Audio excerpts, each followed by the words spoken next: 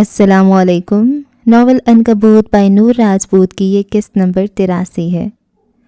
رات مزید گہری ہو چکی تھی۔ لان کے کنارے لگے درختوں سے اوس کے قطرے چھن چھن کر نیچے گر رہے تھے۔ ہوا میں نمی تھی اور فضا میں ایک عجیب سا سکون۔ فجر اپنے کمرے میں تھی۔ سامنے ڈریسنگ ٹیبل پر چند جیولری باکس کھلے ہوئے تھے۔ اس نے آئینے کے سامنے بیٹھے بیٹھے لپسٹک کی کیپ بند کی اور ایک لمحے کو خود کو دیکھا۔ ہیزل آنکھیں جیسے کسی سوچ میں ڈوبی ہوں۔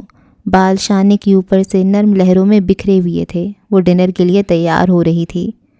دروازے پر دستک ہوئی۔ اس نے چونک کر پلٹ کر دیکھا۔ ولی دروازے کی فریم سے ٹیک لگائے کھڑا تھا۔ سیاہ شرٹ کے اوپر گرے جیکٹ اور آنکھوں میں وہی الوہی سی چمک جو فجر کو غیر متوقع طور پر بھاگ گئی تھی۔ تو بیگم صاحبہ، آپ آج رات فری ہیں؟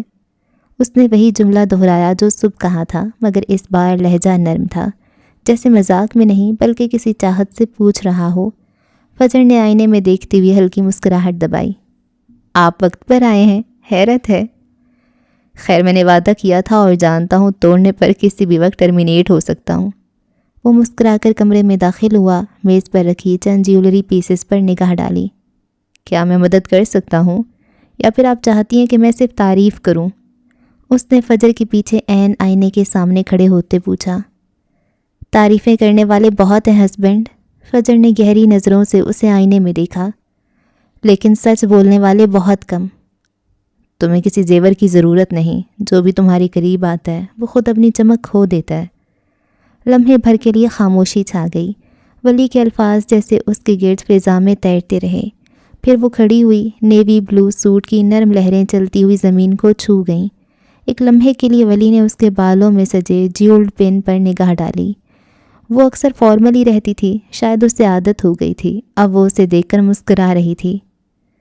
کافی دن بعد مسکرا رہی ہو، وہ آہستہ سے بولا۔ دراز قد آئینے میں ان کا سراپا واضح ہو گیا۔ زندگی میں کچھ پل ایسے ہوتے ہیں جب انسان بھول جاتا ہے کہ وہ کس جنگ میں ہے، وہ آہستہ سے بولی۔ شاید آج رات ان میں سے ایک ہے۔ ولی نے لبوں پر ہلکی سی مسکراہٹ سجائی اور اس کی جانب ہاتھ بڑھایا۔ چلیے میڈم، آج رات جنگ نہیں، صرف ڈنر ہوگا۔ فجر نے پرس اٹھایا اور اس کا ہاتھ تھامتے دروازے سے باہر نکلی۔ لان میں سے گزرتے ہوئے ان دونوں کے قدموں کے ساتھ ہلکی موسیقی سنائی دے رہی تھی۔ گاڑی کی شیشے پر اوس کے قطرے چمک رہے تھے۔ ولی نے گاڑی کا دروازہ کھولا۔ After you my lady. اس کے لہجے میں ایک عجیب سا احترام تھا، جیسے وہ واقعی کسی ملکہ کو سوار کر رہا ہو۔ فجر گاڑی میں بیٹھی اور باہر آسمان کو دیکھا۔ رات بہت خاموش تھی۔ شاید کچھ بدلنے والا تھا، لیکن کیا؟ گاڑی گھر سے باہر نکل گئی اور گیلی سڑک پر تیزی سے آگے بڑھنے لگی۔ کچھ دیر بعد وہ ریستوران میں تھے۔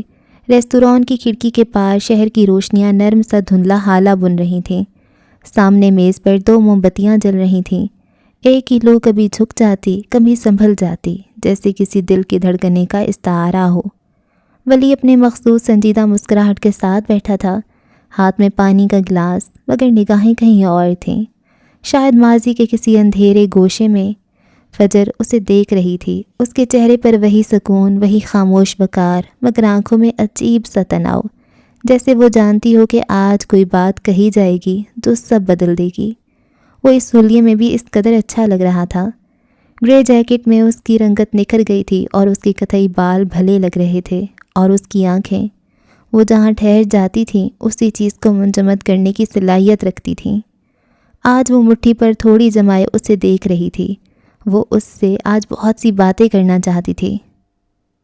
جوزف پیلس، وہ آہستہ سے بولی۔ جوزف پیلس میں ایسا کیا ہے؟ نہ چاہتے ہوئے بھی وہ تمہیں سب سے زیادہ پسند ہے۔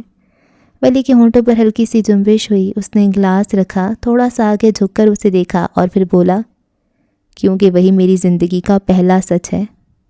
پہلا سچ؟ اس کی بھووں کے بیچ ہلکی سی لکیر ابھری۔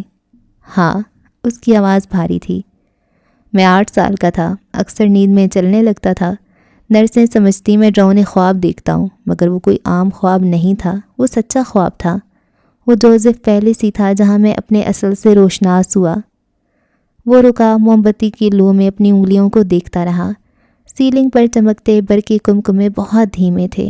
فجر پوری توجہ سے اسے سن رہی تھی۔ میں ہر رات ایک ہی خواب دیکھتا، ایک آدمی زنجیروں میں بندھا ہوتا، تہ خانے میں، اندھیرا اتنا گہرا کہ سانس لینا مشکل لگتا۔ میں جاگتا مگر پھر بھی نیند میں ہوتا، خود بخود چلتا ہوا نیچے جاتا اور ہر بار وہیں جا پہنچتا۔ اس کے ہاتھ، اس کے پاؤں، اس کی چیخیں، سب کچھ دیکھتا، مگر تب سمجھ نہیں آتا تھا کہ وہ کون ہے۔ فجر نے آہستہ سے پوچھا، پھر تمہیں پتہ چلا؟ لہجے میں تجسس ابھرا۔ ولی نے گہرا سانس لیا۔ ہاں، سالوں بعد، جب سب کچھ بدل گیا، جب میری قید شروع ہوئی، جب میں واقعی زنجیروں میں بندھا تھا، تب وہی خواب دوبارہ دیکھا اور تب جانا کہ وہ شخص میں خود تھا۔ کتھئی آنکھیں ہیزل آنکھوں سے ٹکرائیں، فجر کے ہونٹ خشک ہو گئے، دل میں جیسے کسی نے نمک چھڑک دیا ہو، وہ جیسے ساکت رہ گئی، آنکھوں میں حیرانی ابھری۔ تو تم نے اپنے مستقبل کو بچپن میں دیکھا تھا؟ اس کی آواز بمشکل نکلی، چہرے کا رنگ بدل چکا تھا۔ مستقبل کی ایک جھلک، وہ دھیرے سے بولا۔ وہ لمحہ ایسا تھا جیسے ہوا رک گئی، دونوں کے درمیان میز پر صرف موم بتیوں کی زرد روشنی ناچ رہی تھی اور فضا میں ولی کے لفظوں کی گونج تیر رہی تھی۔ اس خواب کے بعد مجھے کبھی کچھ خواب نہیں آیا، جیسے نیند مجھ سے روٹ گئی ہو، مگر شاید خدا چاہتا تھا میں وہ ایک خواب یاد رکھوں تاکہ جب زنجیر پڑے میں یقین رکھوں کہ یہ سب ایک منصوبہ ہے، ایک امتحان، ایک نشانی۔ فجر نے نظریں جھکا لیں، اندر کچھ عجیب سا احساس جاگا۔ اور تب تمہیں دین پر یقین آیا؟ ولی نے اس کی جانب دیکھا، وہ نظر نرم تھی مگر اس کے اندر کہیں گہرا سمندر تھر تھرا رہا تھا۔ یقین بہت پہلے آ گیا تھا، تب خود پر رشک آیا تھا، کیونکہ کوئی عام انسان اپنی زندگی کے کسی اہم حصے کو ایسے نہیں دیکھ پاتا۔ اگر وہ خواب میں نے دیکھا تو وہ دکھایا گیا، اور جو دکھایا گیا وہ کسی حکمت کے بغیر نہیں تھا۔ فجر کی انگلیاں بے اختیار میز پر رکھے نیپکن کے کنارے سے کھیلنے لگیں۔ اور وہ نشان؟ اس نے دھیرے سے ولی کے گال پر موجود نشان کی طرف دیکھا۔ وہ کب آیا تھا؟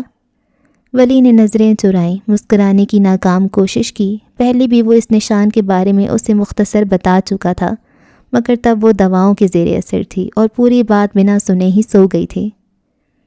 اسی قید کے دوران، جب مجھے احساس ہوا کہ جسم سے زیادہ روح زخمی ہو چکی ہے۔ چند لمحے خاموشی رہی، باہر سے کسی وائلن کی ہلکی سی دھن آ رہی تھی، دھیرے، اداس مگر خوبصورت۔ فجر کے دل میں جیسے کوئی چراغ جل اٹھا ہو، مگر وہ خود نہیں جانتی تھی کہ یہ روشنی درد سے بنی تھی یا محبت سے۔ اور تم نے وہ سب اکیلے سہا؟ ولی نے نظریں اٹھائیں۔ کچھ جنگیں اکیلی ہی لڑنی پڑتی ہیں فجر، اگر کوئی ساتھ ہو تو وہ جنگ نہیں رہتی، قربانی بن جاتی ہے۔ اس کے لہجے میں ایک عجیب سی روشنی تھی، وہ روشنی جو ٹوٹنے کے بعد کسی شخص میں جنم لیتی ہے۔ فجر نے دھیرے سے سر جھکا دیا، اس کی آنکھوں میں نمی تھی مگر وہ مسکرا رہی تھی۔ تو تم اب بھی وہ خواب دیکھتے ہو؟ ہاں، وہ بولا، اب بھی خواب دیکھتا ہوں، مگر جاگتے ہوئے، اور سب سے خوبصورت خواب تم ہو۔ اس کا لہجہ ہر جذبے کو مات دے رہا تھا۔ ریستوران میں مدھم روشنی تھی، میز پر جلتی موم بتیاں اب مدھم ہو چلی تھیں، مگر ان کی لو اتنی تھی کہ فجر ولی کے چہرے کا ہر نقش صاف دیکھ سکتی تھی۔ وہ نشان جو کبھی گہرا، وحشی اور سخت لگتا تھا، اب جیسے اس کی شخصیت کا ایک نرم، خوبصورت حصہ بن چکا تھا، جلد کے رنگ میں گھلا ہوا، مگر پھر بھی واضح۔ فجر نے چند لمحے اسے دیکھتے گزار دیے، ولی کی آنکھیں پرسکون تھیں، جیسے سب کچھ بتانے کا وقت آ گیا ہو۔ یہ نشان، وہ دھیرے سے بولی، اب پہلے جتنا گہرا نہیں لگتا؟ ولی نے سر جھکایا، ہلکا سا مسکرایا۔ ہاں، وقت نے اسے جلد کا حصہ بنا دیا۔ مجھے اس نشان کی پوری کہانی جاننی ہے، وہ امید سے اسے دیکھتے ہوئے بولی۔ وہ لمحے بھر رکا، اسے دیکھتا رہا اور پھر گلاس میں موجود پانی کو گھماتے ہوئے کہا، یہ نشان مجھے نافرمانی کی سزا کے طور پر ملا تھا۔ فجر کی پلکیں لرز گئیں۔ نافرمانی؟ ڈیڈ کو انکار پسند نہیں تھا۔ وہ پھیکا سا ہنس دیا، مگر وہ ہنسی ایسی تھی جیسے زخم کے اوپر کسی نے مرہم لگاتے ہوئے ہاتھ جلا لیا ہو۔ میں نے انہیں انکار کیا، ان کے خلاف گیا، اور انہوں نے مجھے یہ یادگار دے دی۔ اس کے چہرے پر ایک نرم چمک سی تھی، جیسے وہ اب اس درد کو قبول کر چکا ہو، مگر فجر کا دل وہ لمحے میں ساکت ہو گیا۔ اس کے ذہن میں منار کا چہرہ ابھرا، وہی ظالمانہ آنکھیں، وہی سرد لہجہ۔ اس کے ساتھ بھی تو یہی ہوا تھا، نافرمانی کی سزا، منار نے اس کی روح جلائی تھی، اس کے خوابوں کو راکھ کر دیا تھا۔ وہ دونوں ایک جیسے زخموں کے وارث تھے، بس کہانیاں الگ تھیں۔ فجر نے گہرا سانس لینا چاہا مگر حلق میں کچھ اٹک گیا، آنسو گلے تک آ کر ٹھہر گئے۔ اس نے نظریں جھکا لیں۔ کچھ اذیتیں کبھی مٹائی نہیں جا سکتیں۔ اس کے الفاظ بس سرگوشی کی طرح نکلے۔ ولی نے اس کی طرف دیکھا، اس کی نظریں جیسے ایک ہی لمحے میں فجر کے اندر تک اتر گئیں، جبکہ فجر نے بمشکل سانس لیا اور آہستہ سے بولی، تم چاہو تو یہ نشان مٹ سکتا ہے، سرجری سے آسانی سے چلا جائے گا، اور شاید اس کے ساتھ تمہاری تکلیف بھی۔ وہ اسے اذیت سے نکالنا چاہتی تھی، جبکہ ولی کے لبوں پر ہلکی مسکراہٹ آ گئی۔ اس نے آہستہ سے میز پر رکھا فجر کا ہاتھ اٹھایا اور بڑی نرمی سے اسے اپنے لبوں سے چھو لیا۔ مجھے یہ نشان بہت عزیز ہے بیگم۔ اس کی آواز میں عجیب سا ٹھہراؤ تھا، جیسے کسی نے اندر کی طوفان کو قابو کر لیا ہو، کیونکہ یہ مجھے یاد دلاتا ہے کہ میں قائم رہا، اور یہ بھی کہ یہ محبت کے عوض ملا، اور تم نے مجھے اسی نشان کے ساتھ قبول کیا۔ فجر کے لب ہولے سے کھل گئے مگر کوئی لفظ نہ نکلا۔ وہ بس اسے دیکھتی رہی، وہ چہرہ، وہ سکون، وہ زخم جو خوبصورتی بن گیا تھا۔ وہ دھیرے سے بولی، کیا میں، آواز بہت آہستہ نکلی، کیا میں اسے چھو سکتی ہوں؟ ولی کے چہرے پر حیرت بھری نرمی آئی، پھر اس نے ہاتھ بڑھا کر فجر کی کرسی کو اپنی جانب کھینچا اور اس کی جانب جھک گیا، اپنا چہرہ اس کے قریب کر لیا، اتنا کہ وہ دونوں ایک دوسرے کی آنکھوں میں اپنا عکس دیکھ سکتے تھے۔ یہ تمہارا حق ہے۔ فجر نے جھجکتے ہوئے اپنا دایاں ہاتھ اٹھایا، اس کی انگلیاں ہولے سے ولی کے گال پر ٹھہریں، پھر انگوٹھا آہستہ آہستہ اس نشان پر پھسلا۔ وہ نرم جلد، مگر اس کے نیچے چھپی صدیوں کی تکلیف، جیسے انگلیوں کے لمس سے بولنے لگی ہو۔ بہت درد ہوا ہوگا نا؟ اس کی آواز لرز رہی تھی، آنکھوں میں نمی کی ہلکی چمک تھی۔ ولی نے اس کا ہاتھ تھام لیا، نرمی سے مگر مضبوطی سے۔ اب نہیں ہوتی۔ وہ پھر سے مسکرایا، اس کے بالوں کی ایک آوارہ لٹ کو کان کے پیچھے کیا اور بہت دھیرے سے بولا، درد ختم ہو جاتا ہے جب کوئی اسے محسوس کرنے لگے، اور تم یہ محسوس کر چکی ہو۔ فجر اپنی پلکوں پر لرزتی نمی پی گئی اور پھر مسکرا دی، ایک ایسی مسکراہٹ جس میں شکر بھی تھا، سکون بھی، اور شاید وہ محبت بھی جس کے اعتراف کو کسی لفظ کی ضرورت نہیں ہوتی۔ ولی نے اس کے ہاتھ پر ہلکی سی گرفت بڑھائی۔ یہ نشان میرا ماضی ہے اور تم میرا حال۔ ریستوران کی موم بتیاں اب پوری طرح بجھ چکی تھیں، مگر ان کے درمیان جو روشنی تھی وہ کبھی بجھنے والی نہیں تھی۔ میز پر اب سادہ سا مگر لذیذ سا کھانا رکھا تھا۔ گرم سوپ کی بھاپ میں رات کی نمی گھل رہی تھی، اور پس منظر میں بجتا وائلن ان کے درمیان خاموش الفاظ کا ترجمہ کر رہا تھا۔ انہوں نے کھانا شروع کیا، کچھ دیر بس چمچ کانٹوں کی آواز ابھری، پھر اس نے چمچ رکھ دیا۔ آج میری نساء سے بات ہوئی، اس نے دھیرے سے کہا۔ ولی نے سوالیہ نظروں سے دیکھا مگر مسکراہٹ لبوں سے نہ گئی۔ اچھی لگی تمہیں؟ بہت، فجر نے سر جھکاتے کہا۔ وہ نرمی سے بات کرتی ہے، جیسے اس کے دل میں دنیا کے لیے گلہ نہیں، بس تھکن ہے۔ ولی نے اس بات میں سر ہلایا۔ وہ تھک چکی ہے مگر کمزور نہیں۔ چند لمحے وہ دونوں خاموش رہے، پھر فجر نے لہجہ ہلکا سا بدلتے ہوئے پوچھا، اس نے مجھے بچپن کے قصے سنائے، اس میں پال بھی تھا، اس کے بارے میں بتاؤ نا، تمہارا خیال ہے وہ اچھا انسان ہے؟ وہ سمجھ گیا مگر چونکا نہیں۔ پال؟ ہاں، وہ پولیس آفیسر جس نے نساء کے کیس میں کافی مدد کی تھی اور جیکب کو سزا دلوائی۔ اس نے خود ہی وضاحت کر دی، یعنی وہ اتنا جانتی تھی۔ ہاں، وہ سچ مچ نڈر ہے، میں نے اسے قریب سے دیکھا ہے، اصول پسند بھی ہے اور وفادار بھی۔ یہ سچ ہے، نساء کے کیس میں اس نے کافی مدد کی تھی، وہ سچا انسان ہے۔ فجر نے آہستہ سے گہرا سانس لیا۔ کبھی کبھی کسی انسان کا سچ ہمیں ڈرا دیتا ہے، لیکن پھر وہی سچ سکون بھی دیتا ہے۔ ولی نے چمچ نیچے رکھ کر ہاتھ میز پر ٹکایا۔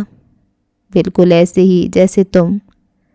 وقت تھم سا گیا، ان کے درمیان نہ آنے والی جنگ کا ذکر ہوا، نہ منار کی سازشوں کا، نہ رئیس کی خاموشیوں کا۔ کل وہ اماڑہ کے لیے نکلنے والے تھے، وہاں جہاں شاید سب کچھ ختم ہو جاتا یا بدل جاتا، مگر اس لمحے وہ سب کچھ بھول چکے تھے۔ یہ پل ان کے تھے اور وہ انہیں پوری شدت سے جینا چاہتے تھے۔ کبھی کبھی لگتا ہے ہم بہت دیر سے ملے ہیں، مگر شاید صحیح وقت پر۔ وہ اسے دیکھتے ہوئے بولی تو ولی نے اس کے ہاتھ کو مضبوطی سے تھاما۔ ہم اس وقت ملے جب اللہ نے چاہا، اور اس کے بعد وقت نے ہمارے آگے چلنا چھوڑ دیا۔ فجر کے لبوں پر ہلکی مسکراہٹ آئی، وائلن کی دھن مدھم ہو گئی، باہر رات خاموش کھڑی تھی۔ ان کے درمیان بس ایک لمحہ تھا جو جیسے ہمیشہ کے لیے ٹھہر گیا۔ اب کھانا ختم کر لیں بیگم، صبح لمبا سفر ہے۔ فجر نے سر ہلایا مگر اس کی نظریں اب بھی ولی پر تھیں۔ یہ رات کچھ دیر اور ٹھہر جائے؟ وہ جواب نہیں دے پایا۔ اس کی آنکھوں میں دیکھا اور جیسے رات واقعی تھم گئی۔ پورا شہر دھند میں لپٹا ہوا تھا۔ کھڑکی کے پار گلی کے آخر تک صرف زرد اسٹریٹ لائٹس کے دھندلے حلقے دکھائی دے رہے تھے۔ ایسا لگتا تھا جیسے وقت خود تھم گیا ہو، سانس رو کر کسی تحریر کے مکمل ہونے کا انتظار کر رہا ہو۔ فلک اپنے اسٹڈی روم میں بیٹھی تھی، کمرہ پرسکون، وسیع مگر لفظوں سے بھرا ہوا۔ دیوار پر لگی کتابوں کی کتاروں میں چند غیر مطبوعہ مسودے اپنی باری کے منتظر تھے۔ لکڑی کی میز پر سفید لمپ کی مدھم روشنی پھیل رہی تھی۔ سامنے لیپ ٹاپ کھلا ہوا تھا جس کی اسکرین پر زہر خوردہ پری آخری باب لکھا تھا۔ اس کے ہاتھ میں گرم کافی کا کپ تھا، کپ کے کناروں سے بھاپ اٹھ رہی تھی اور وہ کبھی کبھار نظریں کھڑکی کی جانب اٹھا کر دیکھ لیتی، دھند میں ڈوبے آسمان کی طرف۔ شاید یہ وہ موسم تھا جو اسے لکھنے کی تحریک دیتا تھا، ایک نرم سرد خاموشی جس میں لفظ خود بخود جنم لیتے تھے۔ اسکرین پر کرسر ٹمٹما رہا تھا، فلک کی انگلیاں کی بورڈ پر رکی تھیں۔ زہر خوردہ پری کا انجام اس کے دل میں تھا مگر صفحے پر اتارنے سے پہلے وہ خود کو محسوس کر رہی تھی۔ یہ اس کے لیے صرف ایک کتاب نہیں تھی، یہ اس کا سفر تھا، ایک آن لائن رائٹر سے ایک مصنفہ بننے تک کا، ایک غیر معتبر نام سے ایک پہچان تک کا۔ میز کے ایک طرف اس کے فون کی روشنی جھلکی۔ انسٹاگرام، فیس بک اور ای میل پر نوٹیفیکیشنز کا ڈھیر لگ چکا تھا۔ کتاب کے تازہ اقتباسات پر تبصرے آ رہے تھے۔ اس نے ایک ایک کر کے سب کھولنے شروع کیے۔ پہلا تبصرہ کچھ یوں تھا: پیاری فلک، میں زہر خوردہ پری کے باب 13 کو پڑھ کر رو دی۔ آپ نے جیسے کسی انسان کے اندر کا زہر لفظوں میں بدل دیا۔ مجھے لگا میں اکیلی نہیں ہوں۔ شکریہ، واقعی شکریہ۔ فلک کے لبوں پر ایک ہلکی سی مسکراہٹ ابھری۔ یہ وہی جملے تھے جو اسے ہمت دیتے تھے۔ اس سے لگا جیسے اس کی رات، اس کی محنت اور اس کا درد کسی کے لیے روشنی بن گیا ہو۔ لیکن پھر اگلا تبصرہ آیا: یہ کتاب زہر سے بھری ہوئی ہے، فضول اور بے وجہ کی فلسفی۔ زندگی اتنی بھی ٹیڑھی نہیں جتنی آپ نے بنا دی ہے۔ اس نے ایک لمحے کو سانس روکی۔ کبھی وہ ایسے الفاظ سے لرز جاتی تھی، راتوں تک سوشل میڈیا بند کر دیتی تھی، خود پر شک کرنے لگتی تھی، مگر آج نہیں۔ اس نے کافی کا ایک گھونٹ لیا اور دھیرے سے بولی: جو روشنی میں رہتا ہے وہ اندھیرے کی گہرائی نہیں جانتا۔ پھر اگلا تبصرہ ابھرا: فلک عالمگیر، آپ نے مجھے لکھنے کا حوصلہ دیا۔ آپ کی ہر کہانی میں عورت کمزور نہیں، حقیقت پسند لگتی ہے۔ شکریہ کہ آپ نے ہمیں ہمارے اندر جھانکنا سکھایا۔ فلک کے دل میں ایک نرم سی گرمی اتر گئی۔ یہ وہ تبصرے تھے جو اس کے سفر کے زخموں پر مرہم رکھتے تھے۔ وہ جانتی تھی کہ ہر لفظ ہر کاری کے لیے نہیں ہوتا، کچھ کہانیاں صرف ان کے لیے لکھی جاتی ہیں جو درد کو لفظوں سے پہچانتے ہیں۔ اس کے ذہن میں فجر کے الفاظ ابھرے: ہر کوئی ہمارا فری ورژن ڈیزرو نہیں کرتا فلک۔ جو تمہارے کام پر نہیں بلکہ تمہاری ذات پر انگلی اٹھائے، اس کی انگلی توڑ دینا بہتر ہے۔ فجر کا سرخ چہرہ یاد کرتے وہ ہولے سے مسکرائی۔ یہ جملہ اس کے لیے منتر بن چکا تھا۔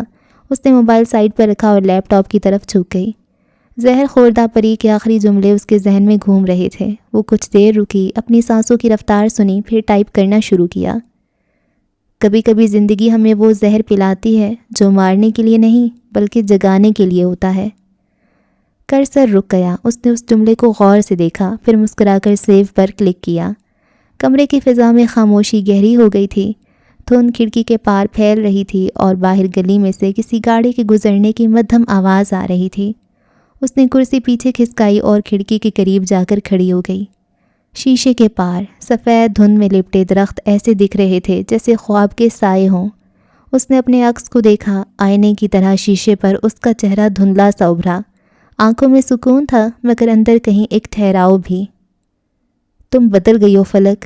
کھڑکی کی سطح پہ نظر آتا اس کا وجود گویا ہوا۔ اب تم تنقید سے نہیں ڈرتی، اب تم سمجھتی ہو کہ لوگ صرف وہی پتھر مارتے ہیں جو پہچانے جاتے ہیں۔ کمرے میں واپسی پر اس نے اپنی لکھی ہوئی کتابوں کی کتار دیکھی: پرفریب، زہر خوردہ اور العنکبوت۔ 3 الگ زمانوں، 3 الگ فلکیں، ایک مکمل ہو چکی تھی، 2 باقی تھیں۔ ہر ایک کی کہانی الگ تھی۔ وہ انہیں دیکھتے ہوئے دھیرے سے مسکرائی۔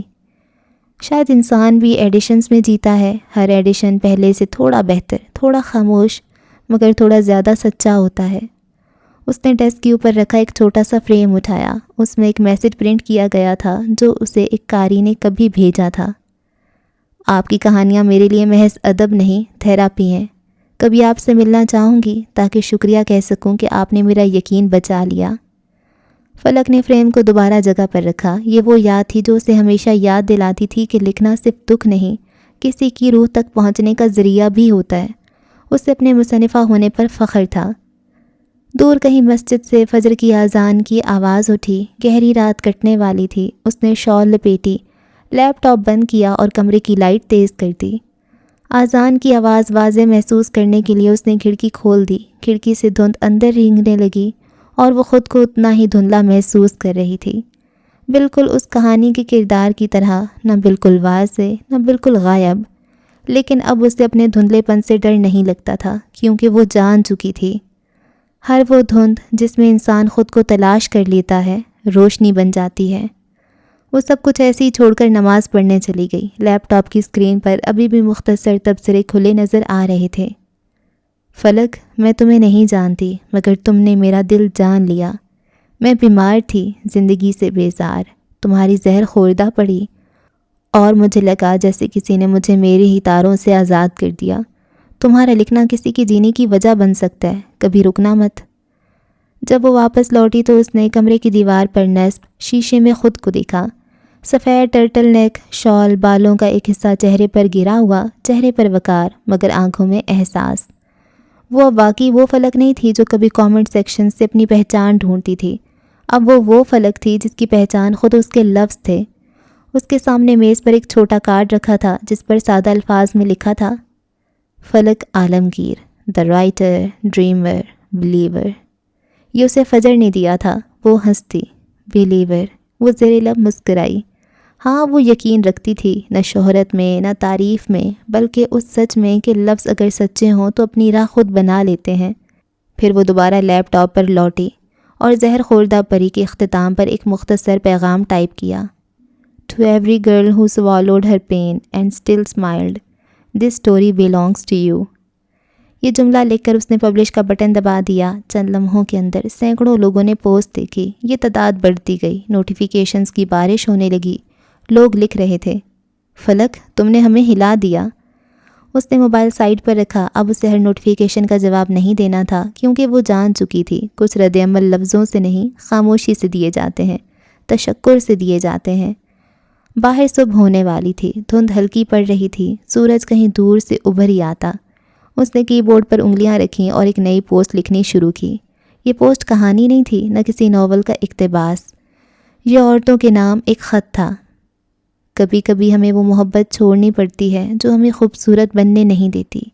کبھی ہمیں وہ رشتہ چھوڑنا پڑتا ہے جو ہمیں خود سے دور کر دیتا ہے، اور کبھی کبھی ہمیں کسی اور کو نہیں، خود کو چننا پڑتا ہے۔ یہ کمزوری نہیں، ہمت ہے۔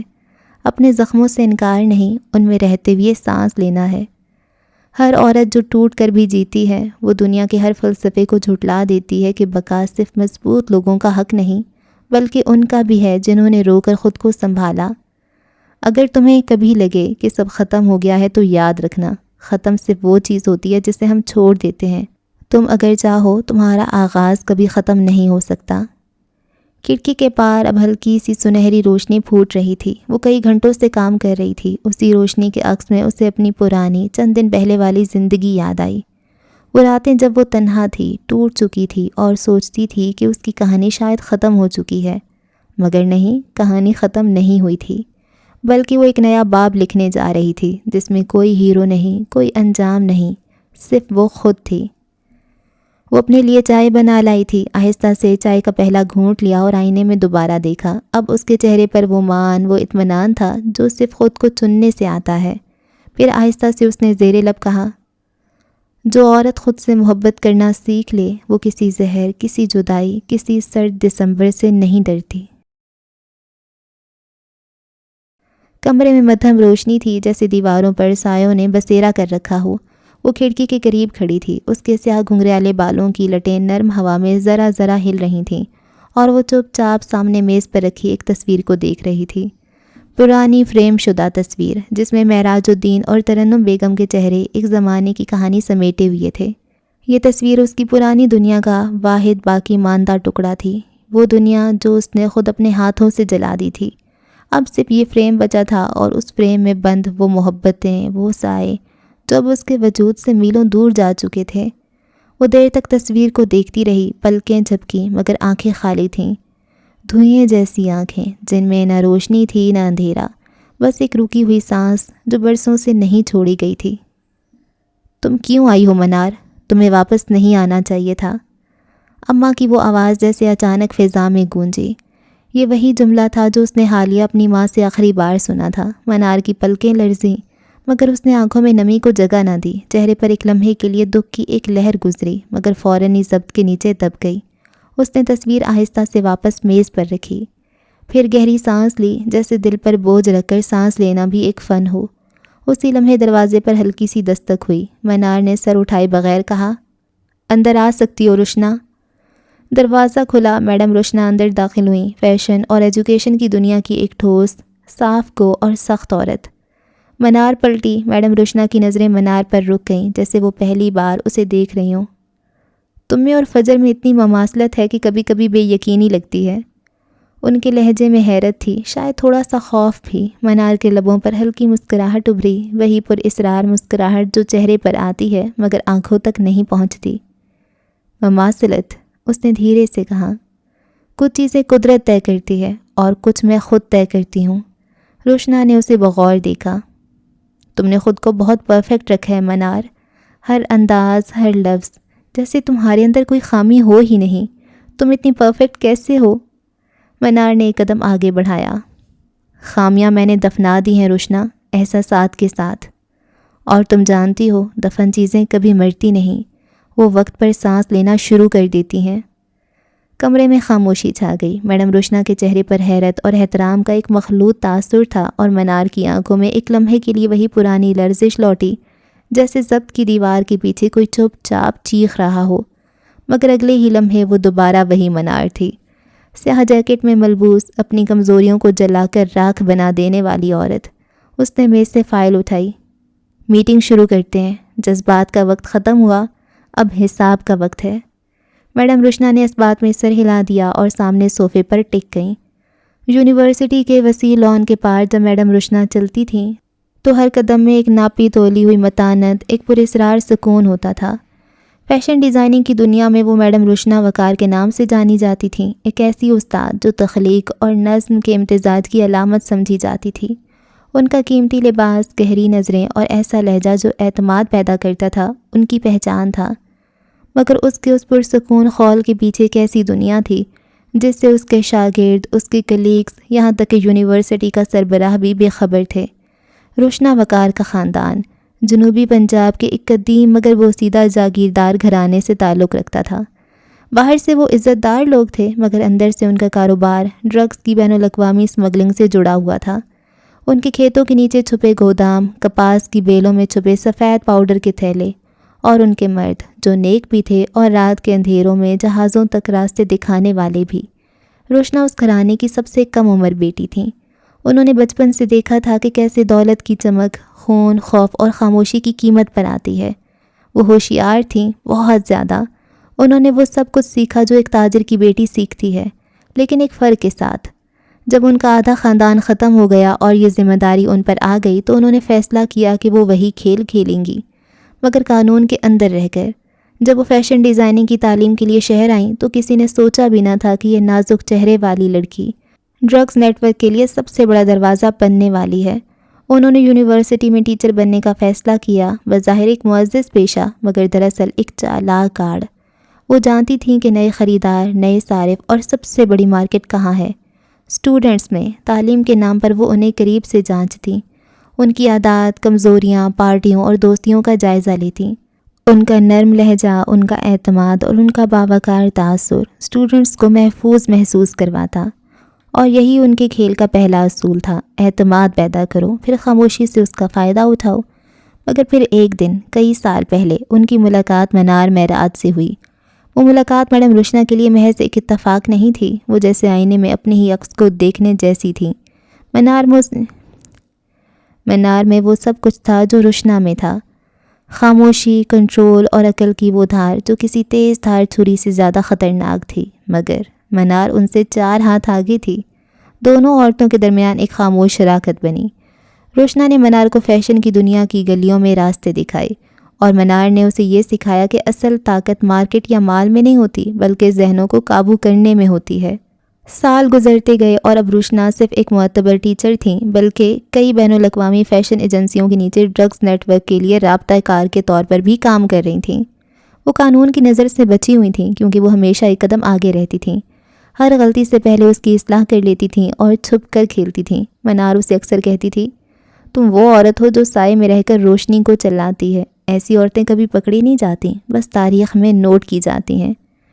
میڈم روشنا اس جملے پر اکثر مسکرا دیتیں کیونکہ وہ جانتی تھیں کہ ان کی زندگی ایک خفیہ بیانیہ تھی جس کا ہر صفحہ جرم سے بھرا ہوا مگر لفظ ہمیشہ اخلاقیات کے پردے میں لکھے گئے تھے۔ وہ چھپ کر کام کرتی تھیں۔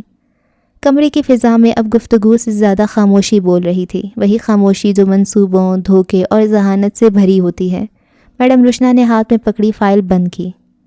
اوماڑا کی ڈیل کا ٹائم کنفرم ہے؟ منار نے اس بات میں سر ہلایا۔ ہاں، اس بار کسی غلطی کی گنجائش نہیں ہے۔ میڈم روشنا کے لبوں پر ہلکی مسکراہٹ آئی۔ میں نے اس طرح دنیا میں تمہارا ذکر سنا ہے، تم زیادہ سامنے نہیں آتی، مگر منار تمہیں دیکھے بغیر بھی لوگ تم سے ڈرتے ہیں۔ ڈر ہمیشہ سائے سے آتا ہے، چہرے سے نہیں، منار مسکرا دی۔ چند لمحوں کی خاموشی کے بعد میڈم روشنا نے جیسے کچھ سوچتے ہوئے پوچھا، کیا تم نے کبھی سوچا تھا کہ فجر تمہیں چھوڑ کر رئیس اورنگزیب کو چن لے گی، وہ تم سے مکر جائے گی؟ یہ سوال ہوا میں تیر کی طرح معلق ہوا۔ منار کے چہرے پر ایک لمحے کو سایہ سا لہرایا، پھر وہی پرانی دھیمی مسکراہٹ اس کے لبوں پر آئی، وہی مسکراہٹ جس میں شرافت نہیں شعور ہوتا تھا۔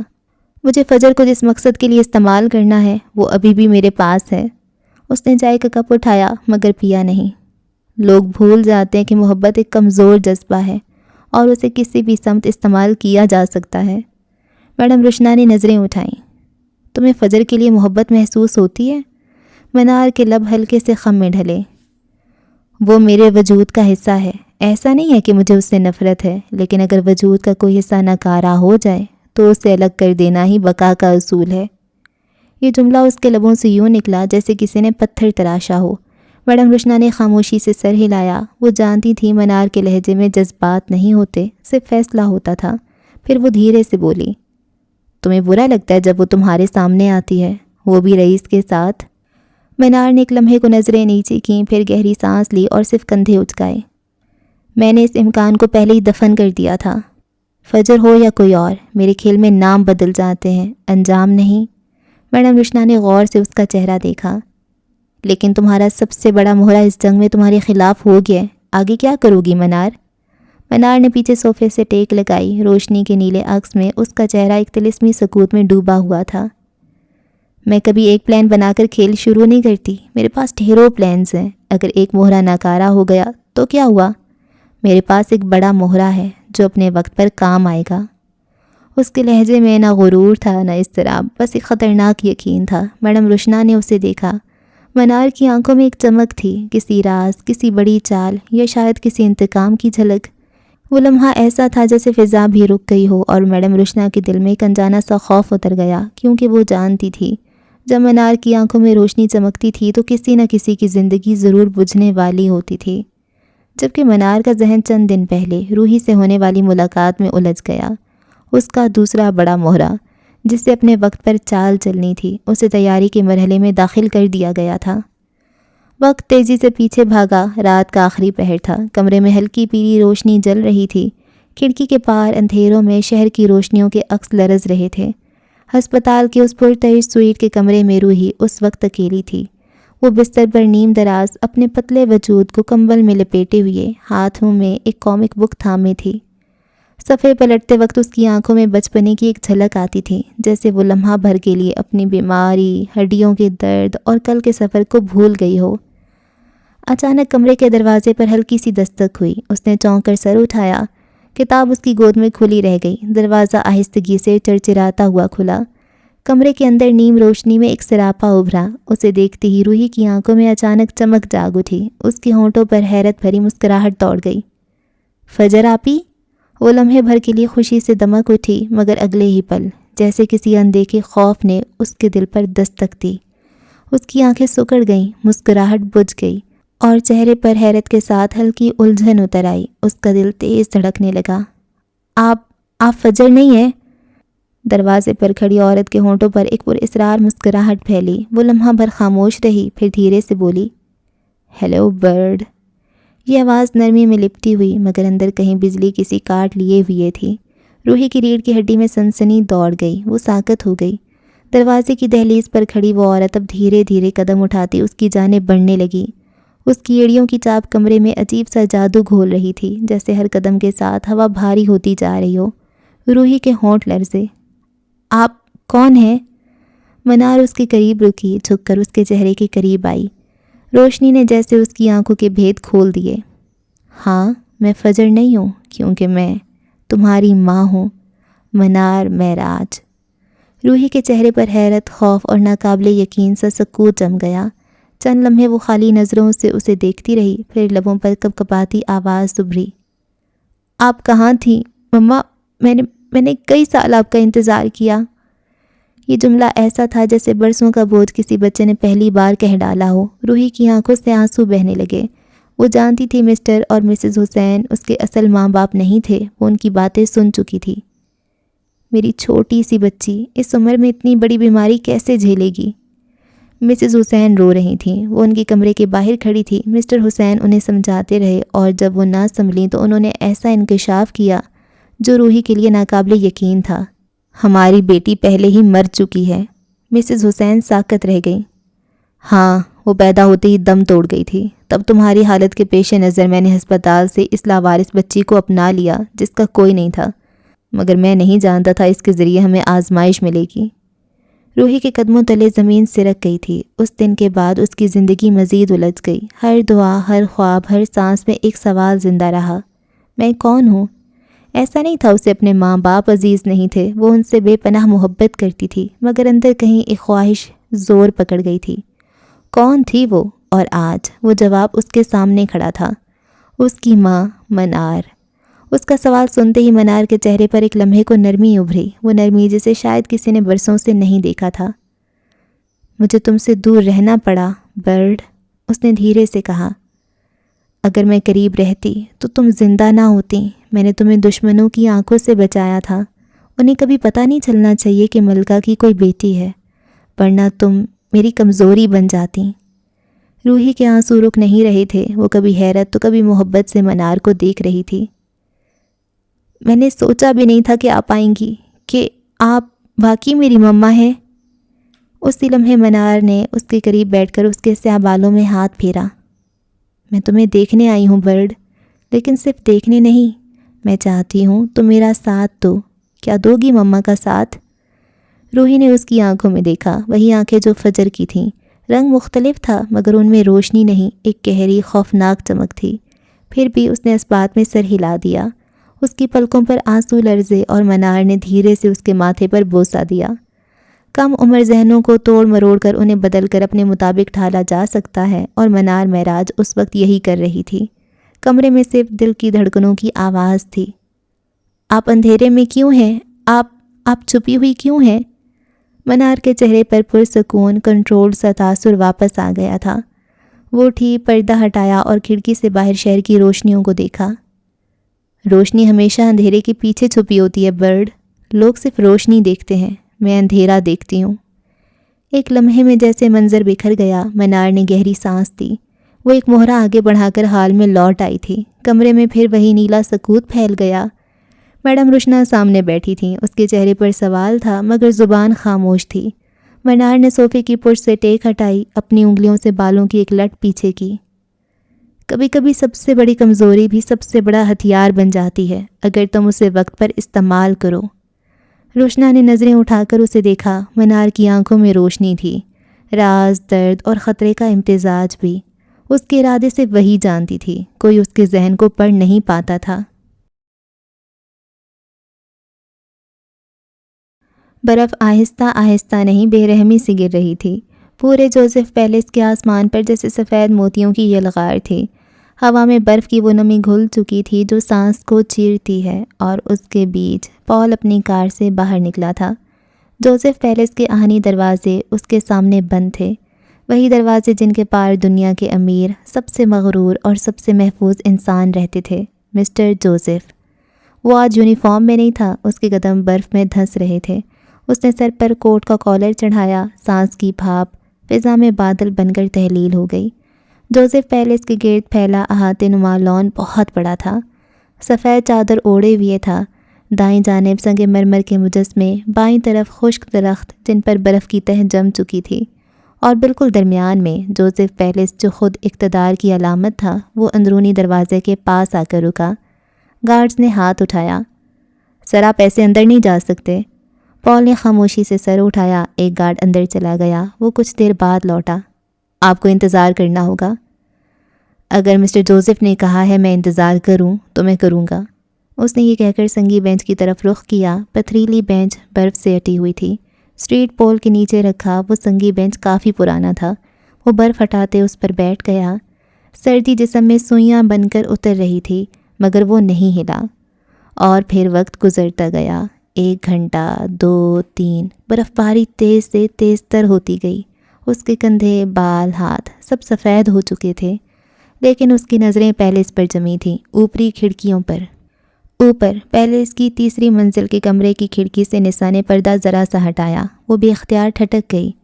پال برف میں بیٹھا تھا، چہرہ سخت ہوا کے سامنے سپاٹ، مگر آنکھوں میں ایک عزم لیے، جیسے کوئی سپاہی اپنے قلعے کے باہر آخری پہرا دے رہا ہو۔ اس کے ہاتھ کپ کپا رہے تھے، مگر وہ ہر بار ہاتھ مسل کر جیسے خود کو یاد دلا رہا تھا، یہ میرا امتحان ہے، میں ہار نہیں مانوں گا۔ نسا کے لب لرزے، اس کے دل کو کچھ ہوا تھا۔ وہ اس لمحے چاہتی تھی بھاگ کر نیچے جائے، اس کے کندھے پر کوٹ ڈالے، مگر وہ نہیں جا سکتی تھی، کم از کم تب تک نہیں جب تک مسٹر جوزف اسے اوکے نہ کر دیتے۔ کئی لمحے وہ اسے دیکھتی رہی، پھر اندر ایک اطمینان سا اترنے لگا۔ وہ شخص جو اس سے محبت کرتا تھا، اس محبت کے لیے سر جھکانے نہیں، برداشت کرنے آیا تھا۔ اوپر لائبریری کی بالکنی میں مسٹر جوزف کھڑے تھے، ان کی پشت سیدھی، ہاتھ پینٹ کی جیبوں میں، اور چہرے پر وہی سختی تھی جو وقت کے ساتھ لکیر بن چکی تھی۔ انہوں نے نیچے دیکھا، برف کے بیچ بیٹھے پال کو۔ وہ کوئی بھاگنے والا یا کوئی جھکنے والا نہیں لگ رہا تھا، وہ ایک ضدی سا نوجوان تھا جو شاید سمجھتا تھا کہ محبت کی ضد بھی کسی جنگ سے کم نہیں ہوتی۔ ان کی بھویں سکڑیں، ہونٹوں کے کنارے سختی سے بند، دل کے کسی حصے میں ایک چھوٹا سا ناقابل برداشت سا احساس جاگا۔ شاید اسے ایک موقع ملنا چاہیے۔ برف کے طوفان میں پال کے ہونٹ نیلے ہو چکے تھے۔ اس نے آسمان کی طرف دیکھا، ایک سانس بھری اور مدھم آواز میں بولا، کچھ بھی ہو جائے میں اس محل کے ڈریکولا کو منا کر رہوں گا۔ یہ جنگ اس کے خلاف نہیں، اس کے اصولوں کے خلاف ہے، اور اگر میری محبت سچی ہے تو اسے بھی پگھلنا ہوگا۔ وہ ہلکا سا مسکرایا، اس مسکراہٹ میں ضد تھی، یقین تھا اور تھکن بھی۔ پھر وہ خاموش بیٹھ گیا۔ برف باری اب اس کے وجود کا حصہ بن چکی تھی۔ جوزف پیلس کے دروازے اب بھی بند تھے، مگر ہوا میں ایک نرمی آ چکی تھی، جیسے محل کی دیواروں نے بھی اس شخص کی ضد کو محسوس کر لیا ہو۔ برف کے گالے اب قدرے دھیرے پڑنے لگے، مگر جوزف پیلس کے لان پر ان کی تہ موٹی ہو چکی تھی۔ دوپہر ڈھلنے کو تھی، فضا میں برف کی خنکی کے ساتھ خاموشی کی گونج بھی موجود تھی، اور پیلس کے بڑے دروازے سے ایک ملازم باہر نکلا، ہاتھ میں چھتری تھامے، دبے قدموں اس سمت بڑھا جہاں سنگی بینچ پر بیٹھا ہوا پال گہرے نیلے کوٹ میں لپٹا خاموش بیٹھا تھا۔ مسٹر پال، مسٹر جوزف آپ کو اندر بلا رہے ہیں۔ ملازم نے جھک کر کہا۔ پال نے لمحہ بھر بند آنکھیں رکھیں، جیسے خود کو مضبوط کر رہا ہو، پھر آہستگی سے کھڑا ہوا۔ کوٹ پر جمی برف جھاڑی، بالوں میں برف کے ذرے اب بھی چمک رہے تھے۔ اس کے ہونٹوں پر ایک ہلکی سی مسکراہٹ ابھری، ایسی مسکراہٹ جو اندر کی طوفان کو چھپا لے۔ وہ قدم بہ قدم جوزف پیلس کے دروازے کی طرف بڑھا۔ دروازے کے اندر داخل ہوتی ہی حرارت اور خوشبو کا امتزاج اس کے چہرے سے ٹکرایا، اور زندگی کی ایک لہر اس کے اندر دوڑ گئی۔ اندر جھلملاتے فانوس، بھاری پردے اور اونچی چھتوں والے ہال میں جوزف پیلس کی شان الگ ہی تھی۔ ہال کے وسط میں مسٹر جوزف کھڑے تھے، اونچے قد، سیاہ بال، نیلی آنکھوں میں سر تاثر۔ ان کے ہاتھ میں کافی کا کپ تھا، اور وہ کسی بادشاہ کی طرح کھڑے پال کو اوپر سے نیچے تک دیکھ رہے تھے۔ تو تم ملنا چاہتے تھے مجھ سے؟ ان کی آواز میں گونج تھی، مگر اتنی دھیمی کہ جیسے برف پر چلنے کی آواز۔ جی سر، پال نے پرسکون لہجے میں کہا۔ یہ اس کی مسٹر جوزف سے پہلی ملاقات نہیں تھی، البتہ اس رشتے سے پہلی ملاقات تھی۔ کافی دیر انتظار کیا تم نے؟ جی، کیونکہ مجھے پتہ تھا کہ انتظار ہی میرا پہلا امتحان ہے، پال نے ہلکی سی مسکراہٹ کے ساتھ جواب دیا۔ مسٹر جوزف کے لبوں کے کونے معمولی سے ہلے، جیسے وہ اس نڈر لہجے پر حیران ہوئے ہوں۔ اور اگر میں تمہیں اندر بلاتا ہی نہ؟ پال نے شانوں کو ذرا سا جھٹکا دیا۔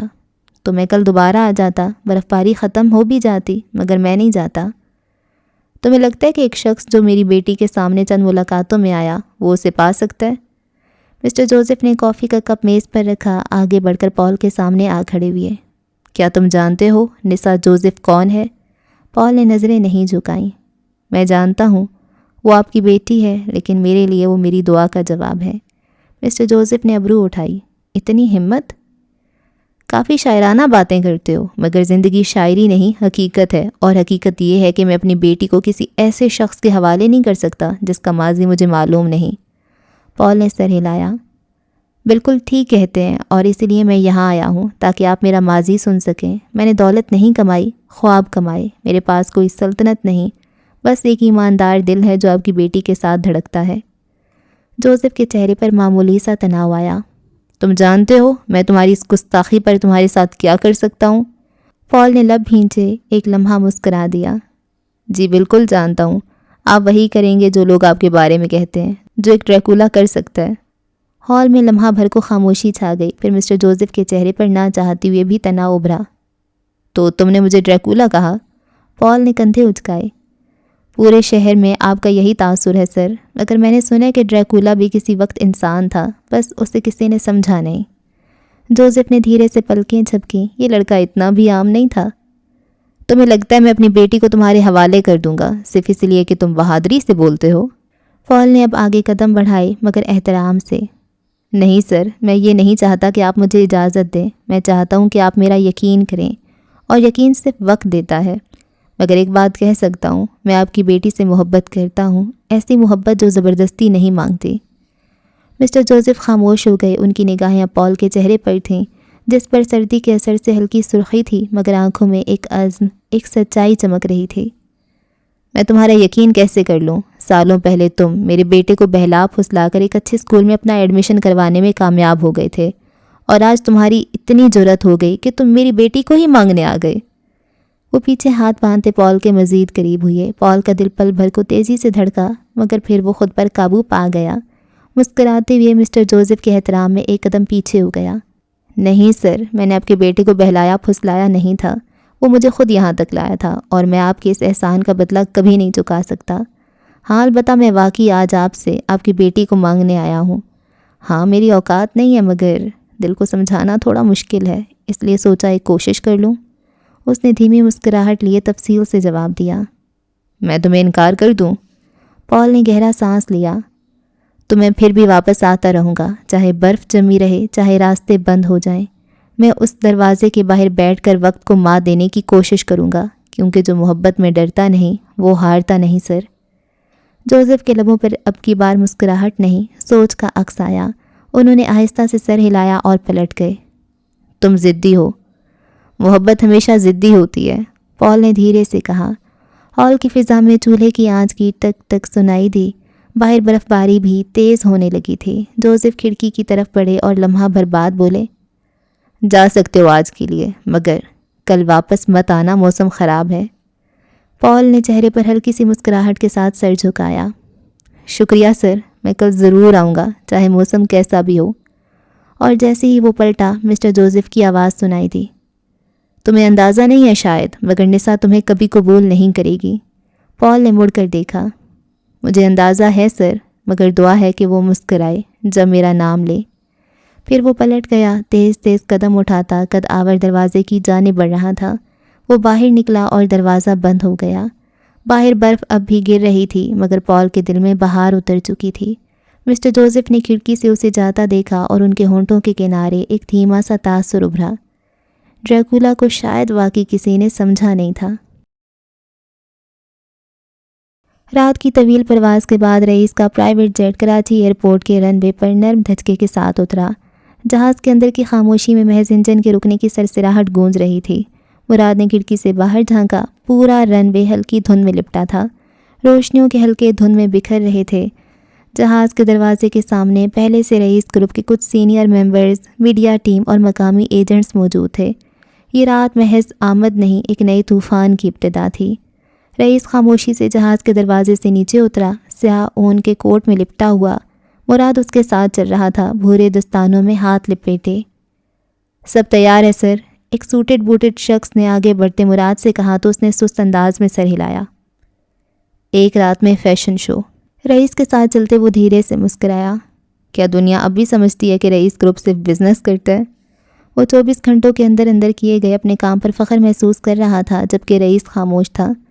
در حقیقت پچھلے 24 گھنٹوں میں رئیس گروپ نے جو کچھ کر دکھایا تھا وہ حیران کن سے کم نہ تھا۔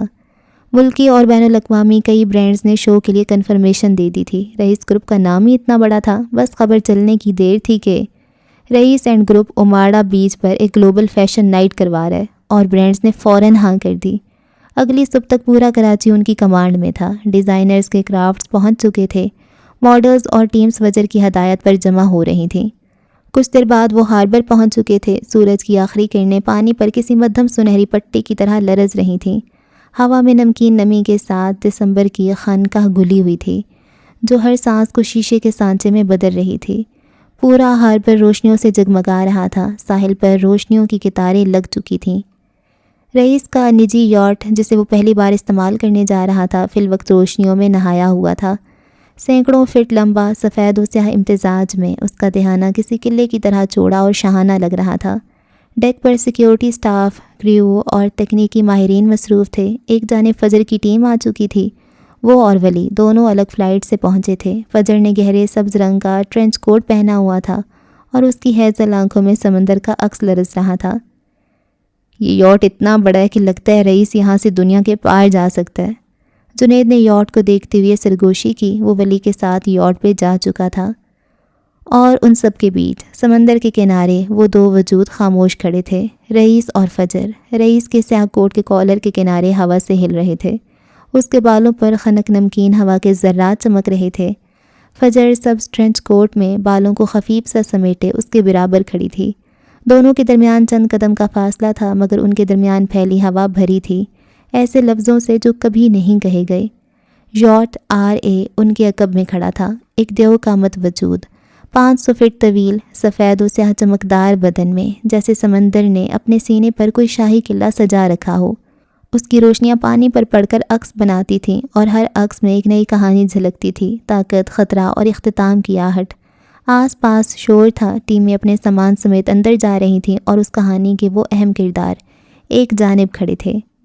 ہمیں جانا ہوگا، وہ سب کو اندر جاتے دیکھ کر بولی۔ میں جانتا ہوں۔ وہ چند لمحے خاموش رہا، پھر آہستہ سے بولا، میں نہیں چاہتا کہ تم اس سب میں آؤ، یہ میرا میدان ہے، میری جنگ ہے۔ فجر نے ایک گہری سانس لی۔ لیکن اس یاٹ پر قدم رکھنے سے پہلے سوچ لینا، واپسی ناممکن ہوگی۔ وہ فجر کے چہرے پر نظریں جمائے سرد لہجے میں بولا، شاید اسے آنے والے خطرے سے آگاہ کر رہا تھا۔ میں واپس پلٹنے کے لیے یہاں تک نہیں آئی، وہ اس کی سیاہ آنکھوں میں دیکھتے بولی۔ اب جب اتنا سب کر لیا ہے تو مجھ پر بھروسہ بھی کر لیں۔ اس کی آواز میں ٹھہرا ہوا اعتماد تھا، مگر آنکھوں میں ہلکی لرزش۔ میں کمزور نہیں ہوں، اور یہ آپ جانتے ہیں۔ رئیس کے لبوں پر ایک ادھوری مسکراہٹ آئی۔ یہ کمزوری کی بات نہیں ہے، یہ موت اور زندگی کی بات ہے۔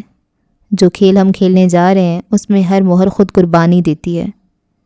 اور آپ کو لگتا ہے میں قربانی سے ڈر جاؤں گی؟ فجر نے ہلکا سا قدم آگے بڑھایا۔ یہ کھیل جس نے بھی شروع کیا تھا اس کا انجام صرف آپ نہیں ہے۔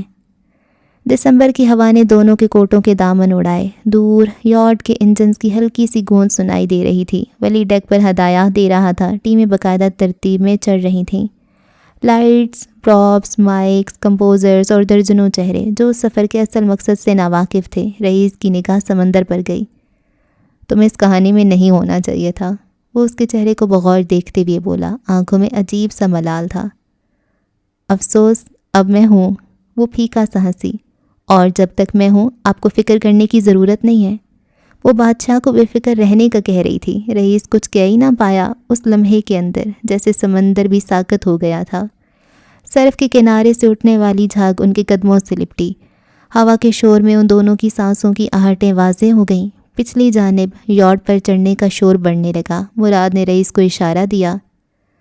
سب بورڈ ہو گئے ہیں، صرف تم دونوں رہ گئے ہو۔ رئیس نے سر ہلایا، پھر فجر کی طرف مڑا۔ ایک آخری سوال، اگر کل کچھ ایسا ہوا جس میں فیصلہ تمہارے خلاف گیا تو؟ فجر نے پلکیں جھپکیں۔ تو میں وہ فیصلہ قبول کروں گی جس میں آپ بچ جائیں۔ اس کی آنکھوں میں مان تھا۔ وہ مسکرا دیا، وہی مسکراہٹ جو اس کے ہونٹوں تک آتی تھی مگر آنکھوں تک نہیں پہنچتی تھی۔ تمہاری عادت خطرناک ہے۔ آپ سے زیادہ تو نہیں، وہ جتاتے ہوئے بولی۔ خاموشی پھر سے چھا گئی، پانی کی لہریں ساحل سے ٹکرا رہی تھیں، جیسے کوئی پرانی دعا دہرا رہی ہوں، خطرے میں بھی ساتھ رہنے کی دعا۔ اب وہ دونوں یاٹ کی طرف بڑھے۔ روشنیوں سے جگمگاتا پل نما راستہ ان کے قدموں کے نیچے لرز رہا تھا۔ اوپر آر کے بڑے حروف چمک رہے تھے۔ آر یعنی رئیس اورنگزیب، ایک نام جو اس وقت سمندر کے ماتھے پر لکھا جا رہا تھا۔ سب آن بورڈ ہیں سر، سٹاف نے خبر دی۔ پانی کے بہاؤ کے مطابق ہوا مشرق سے چل رہی ہے، اگلے 4 گھنٹے میں ہم اماڑا کی حدود میں ہوں گے۔ گڈ، رئیس نے مختصراً کہا۔ فجر نے اطراف میں دیکھا۔ یاٹ کی ساخت حیرت انگیز تھی۔ ڈیک پر نیلے قالین بچھے تھے، سونے کی ریلنگ، اوپر ماس سے چمکتی لائٹس، اور اندرونی حصہ کسی 7 اسٹار ہوٹل سے کم نہ تھا۔ ولی کے ہاتھ میں ایک فولڈر تھا، وہ ایئر بڈ کان میں لگائے کافی مصروف نظر آ رہا تھا۔ لائن پر میسم تھا جو ساتھ نہیں آیا تھا مگر انہیں لمحہ بلمحہ اپ ڈیٹ کر رہا تھا۔ یہ شو کی سکیچنگ ہے، تمہاری فائنل سٹیج آؤٹ لائن یہاں ہے۔ اس نے فائل فجر کی جانب بڑھائی۔ فجر نے فائل کھولی۔ سب کچھ پروفیشنل لگ رہا تھا مگر اس کے دل میں ایک خاموش ارتعاش تھا۔ یہ شو نہیں تھا، ایک جنگ تھی جس کا پردہ بس روشنیوں سے ڈھک دیا گیا تھا۔ وہ اسے فائل تھمانتے جا چکا تھا، فی الوقت بات کرنے کا وقت نہیں تھا۔ وہ اس کی حد درجہ مصروفیت پر اور اسے جاتے دیکھ کر گھور کر رہ گئی۔ جبکہ ڈیک پر پہنچ کر رئیس نے ایک لمحہ فضا کو محسوس کیا۔ نیچے سمندر کی لہریں نیلے سیاہ کینوس پر سفید جھاگ بن رہی تھیں۔ ہوا کے جھونکے نے اس کے کوٹ کا کالر اڑایا۔ اس نے مڑ کر فجر کو دیکھا جو بالکنی کے قریب کھڑی سمندر کو دیکھ رہی تھی۔ تو پھر سمندر گواہ رہے، یہ سفر 2 دشمنوں کا نہیں، زندہ بچ جانے والوں کا تھا۔ انجنز نے دھاڑ ماری، جہاز ہلکا سا لرزا، پانی کے اندر سے بلبلے اٹھے، روشنیوں کے عکس سمندر پر ٹوٹ گئے۔ جہاز نے ساحل کو پیچھے چھوڑ دیا۔ فجر نے پلٹ کر دیکھا، کراچی کی روشنیوں کا عکس دھند میں گم ہوتا جا رہا تھا۔ ولی ڈیک پر آخری چیکنگ کر رہا تھا۔ مراد نیویگیشن روم میں داخل ہو گیا تھا اور رئیس اس کے برابر آ کھڑا ہوا۔ یہ سفر طویل ہے۔ مجھے طویل سفر پسند ہے، خاص طور پر وہ جو انجام کے قریب ہوں۔ وہ بھاری لہجے میں بولا تو مراد سر ہلا کر رہ گیا۔ ہوا نے دونوں کے چہروں کو چھوا، نمکین، خنک اور درد بھری۔ سمندر اب ان کے سامنے پھیل چکا تھا اور اس کے سینے پر لکھا تھا، یہ وہ سفر ہے جس سے واپسی ممکن نہیں۔ ہاں، وہ اب پیچھے نہیں ہٹ سکتے تھے۔ جہاز سمندر کی نیلی وسعتوں پر دھیرے دھیرے تیر رہا تھا۔ دسمبر کی ٹھنڈی ہوا کھارے پانی کی نمی کے ساتھ جہاز کی وسیع بالکنیوں سے اندر آ رہی تھی۔ نمکین جھونکے نرم روشنیوں میں بکھر رہے تھے۔ نیچے ڈیک کے عین وسط میں ایک شاندار لابی تھی، شیشے کی دیواروں، سنہری روشنیوں اور سیاہ و چاندی کے امتزاج سے سجی ہوئی۔ یہ وہ جگہ تھی جہاں اگلے 2 دن منار فیشنز، رئیس گروپ اور دنیا کے چند نامور برانڈز نے مل کر ایک غیر معمولی شو کی تیاری کرنی تھی۔ اب اس کے ہال میں سب جمع تھے۔ ڈیرین ہائٹس کی ٹیم، گلیم کے نمائندہ، ایل وینیو برانڈ کے ڈیزائنرز اور سب سے نمایاں فجر معراج۔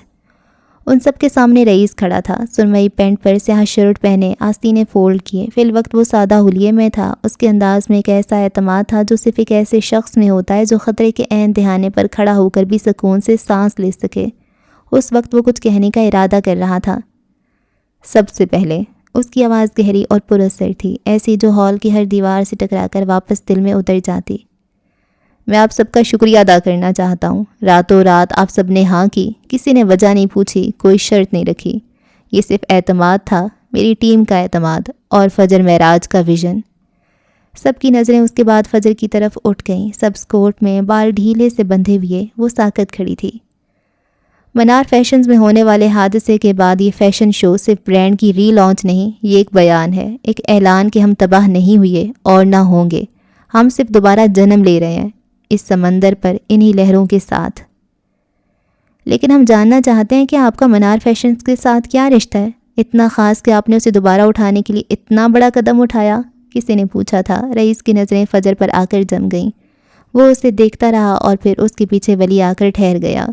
وہ شاید اب فری ہوا تھا۔ رئیس نے ایک گہری سانس لی۔ میرا عمر بھر کا رشتہ ہے۔ جواب ایسا تھا کہ گہری خاموشی چھا گئی۔ یہ فیشن شو صرف منار فیشنز کے ویژن پر نہیں ہے، بلکہ یہ طے تھا کیونکہ ڈارک سٹارز کی لانچ قریب ہے اور اس سے پہلے یہ شو ایک خاموش طوفان ہوگا۔ ہاں یہ ہڑبڑی میں ہے، لیکن کبھی کبھی ہڑبڑی وہ چنگاری ہوتی ہے جو آگ بھڑکا دیتی ہے۔ لابی میں ایک لمحے کے لیے خاموشی چھا گئی۔ سب اس آدمی کو دیکھ رہے تھے جس کی محض ایک فون کال پر بین الاقوامی برانڈز کراچی پہنچ گئے تھے، جس کے نام پر سرمایہ، اعتماد اور شہرت ایک ساتھ حرکت میں آ گئی تھی۔ ہم 5 گھنٹوں میں اماڑہ پہنچیں گے۔ اس نے ہال کے ایک دروازے کی طرف دیکھا جہاں سے کھلے سمندر کی لہریں دکھائی دے رہی تھیں۔ وہاں سب کچھ تیار کرنا ہوگا۔ اس شو میں ہر ماڈل، ہر روشنی، ہر رنگ اس سمندر کی کہانی سنائے گا۔ میں نہیں چاہتا کہ آپ اسے صرف ایک پروجیکٹ سمجھیں، یہ ہمارا پیغام ہے۔ وہ چلتا ہوا لابی نما ہال کے وسط میں آ گیا۔ اب آپ سب کے پاس 1 گھنٹہ ہے، ریفریش ہو جائیں، اپنی ٹیموں سے بریف لیں اور اگلی میٹنگ کے لیے تیار ہوں۔ اب سے ہر لمحہ قیمتی ہے۔ اس نے ایک مختصر مسکراہٹ کے ساتھ بات ختم کی۔ سب تیزی سے اپنے اپنے کمروں کی جانب بڑھے، جیسے سب جانتے ہوں کہ یہ صرف شو نہیں، کوئی بڑا معرکہ ہو۔ جب سب بکھر گئے، فجر نے ولی کو دیکھا۔ یہ سب یقین کر بیٹھے ہیں کہ ہم فیشن شو کرنے آئے ہیں، اس نے ہلکی مسکراہٹ کے ساتھ کہا۔ بعض حقیقتیں صرف وقت بتاتا ہے، فی الحال انہیں خواب پر یقین کرنے دو، خواب ہی سب سے طاقتور ہتھیار ہے۔ فلک نے ہلکے سے سر ہلایا۔ جہاز کے اکبی شیشے سے نیلا سمندر جھلک رہا تھا۔ وہ لمحہ جیسے رکتا جا رہا تھا، ایک جنگ سے قبل کی خاموشی، ایک طوفان سے پہلے کا سکون۔ ہال کے دوسرے کونے میں رئیس کھڑا سب دیکھ رہا تھا۔ یہ منظر خوبصورت ہے نا؟ جیسے سب کچھ ٹھیک ہونے والا ہو۔ ولی اس کے قریب ہوا۔ یا سب کچھ ختم ہونے والا ہو؟ وہ دھیرے سے بولی۔ اور باہر سمندر پر جہاز کی روشنیوں نے اندھیرے کو چیر دیا۔ یوں لگا جیسے سمندر پر ایک نیا باب لکھا جا رہا ہو، جہاں فیشن، انتقام اور تقدیر ایک ہی لہر پر سوار تھے۔ اوکے جی، تو اس ایپیسوڈ کو یہاں پہ ختم کرتے ہیں، اور یہ لوگ جا رہے ہیں اپنے مشن پہ۔ ان کا مشن یہی ہے نا کہ اماڑہ جا کے فجر منار بن کے وہ ڈیل خراب کرے گی، ان کو دھوکہ دے گی، اور پھر وہ لوگ اس کو تباہ کریں گے، منار کو، مطلب اس کے دشمن بن جائیں گے۔ صحیح۔ روشنا کے بارے میں کافی کچھ بتایا گیا ہے، تو وہ بھی ایک ڈرگ ڈیلر ہی ہے، ٹھیک ہے۔ اور روحی اس کی بیٹی ہے، جی ہاں۔ مکڑی یار، یہ منار کیا کرتی ہے کہ اس کی دونوں بیٹیاں مکڑی کرتی رہتی ہیں، اللہ کہ وہ اپنی اماں کو جانتی بھی نہیں ہیں، پھر بھی یہ ان کی گھٹی میں ہے مکڑی۔ اور روحی کو کیسے استعمال کرے گی؟ اس کا پہلا مہرہ کوئی اور بھی اس کے پاس ہے نا، ایک تو ہے فجر، تو اب اس کے پاس نہیں رہی۔ روحی تو دوسرا بڑا مہرہ ہے، کوئی ایک اور بھی ہے نا۔ روحی کو کیسے استعمال کرے گی؟ فجر روحی سے پیار کرتی ہے، تو وہ اس کو کس طریقے سے ٹریپ کر سکتے ہیں؟ اور روحی اتنی معصوم ہے کہ وہ آ بھی گئی ہے اس کی باتوں میں۔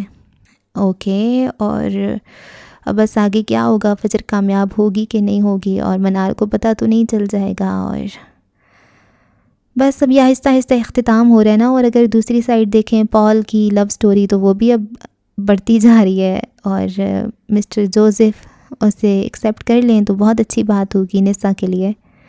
اور وہاں پہ جارج اور جینی، ہاں نام بھی ان کے تو ملتے جلتے ہیں، جارج اینڈ جینی۔ ٹھیک ہے جی، اب بہتر ہو جائے۔ کتنی ایپیسوڈز رہتی ہیں؟ میرے خیال سے تو 4 5 6 7 شاید اور آ جائیں۔ اوکے جی، اگلی ایپیسوڈ میں ہوتی ہے ملاقات۔ رکھیں دعاؤں میں یاد۔ اللہ حافظ۔